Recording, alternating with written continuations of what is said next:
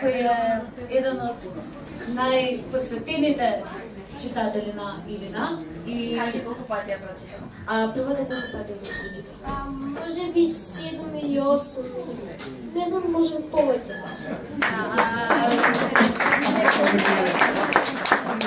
Втората Илина на кое читање се сега? Околу 10. Само чисто, може да ми покажам твојата книга?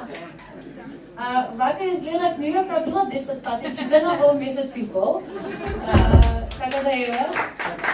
Маце ќе ни раскаже за кои му била некои од омилените делови. Така? Полио.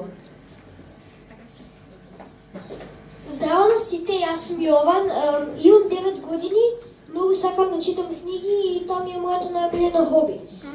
Со писателката Хана јас се запознав уште кога издаде својата прва книга, Илина и шумските тролови. Книгата многу ми се допадна и ја прочитав многу пати. Таа ми кажа дека ќе има втор дел и јас многу се израдував. Кога излезе книгата Илина и тајните на Бабин Зап, бев многу среќен и прв отидов во книжарницата за да ја купам книгата. Истиот ден ја прочитав и утредента уште еднаш. До сега имам прочитано многу пати. Таа е смешна и авантуристичка. Минатоа да се превртам од креатот смеење, значи правев паузи во книгата за да се превртувам во креат. Сега ќе ви кажам неколку интересни случаи кои мене беа многу интересни од книгата.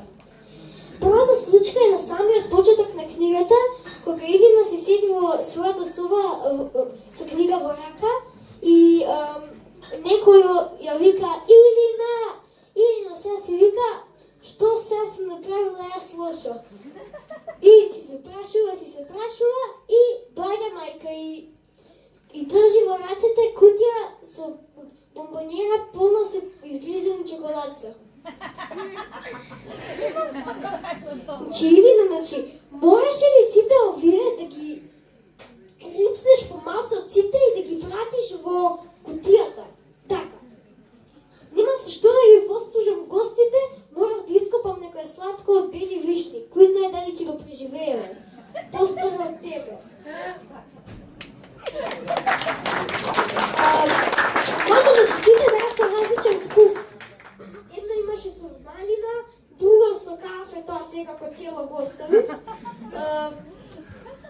Илина следен пат ќе ти одбијам од джепарлокот. Втората случка е кога Илина сака да научи да биде вештарка, но вештарката Вирџинија објаснува дека поентата да бидеш вештарка не е да ја користиш магијата кога ќе ти текне, туку тогаш кога навистина нема друг избор.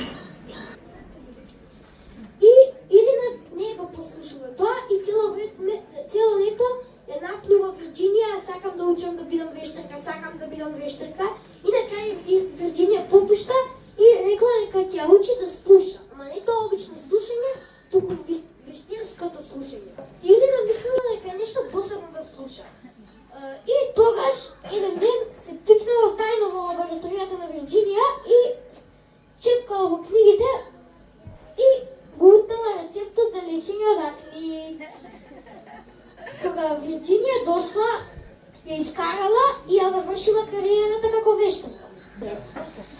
Значи, третата случка е интересната легенда за првото село Бабин Зап, која ја раскажал ботаничарот Санчо.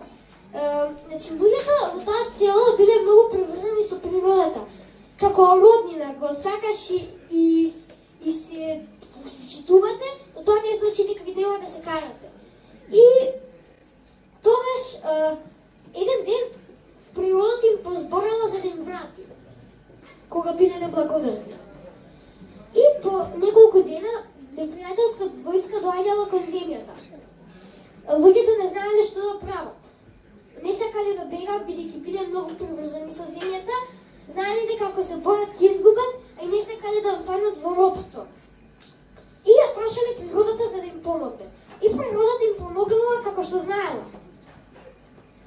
Го проголтала целото село со сите кукички, цркви, луѓе и така натаму и ги транспортирала во друг облик и во друго место. потоа и ги најдеш нивните остатоци и ќе ги слушнеш и нив како шепотот. Сега ќе ви прочитам еден дел од крајот на книгата. Ако ти се допаѓаат книгите на Илина, погоди што. Наскоро ќе има и трета. Следниот роман за Илина и незината банда ќе биде нашето последно ѕиркање во незиниот волшебен свет. Но магијата, знаеш, никогаш не исчезнува. Таа едноставно се седи на друго место, во твојот свет. И се надевам дека третата книга ќе биде побрзо. Ми кажа дека денеска се зборувал за твојата омилена полка од книгата. И сега иако се трудам да не пишувам вака треба да растете и да бидете да правите, ме интересира што ти си разбрал како најважната или една од важните полки од книгата. Па, една од важните полки од книгата е дека не треба да бидеш толку наивен. Значи, кога ќе заподнеш со некој човек, треба прво да му дадеш неколку шанси за да видиш дали е добар или не е добар. И тогаш ќе треба да му веруваш. Но Илина малку тука не го послушала тоа. Не се да откривам толку многу. Не е позна. Ако да, Илона,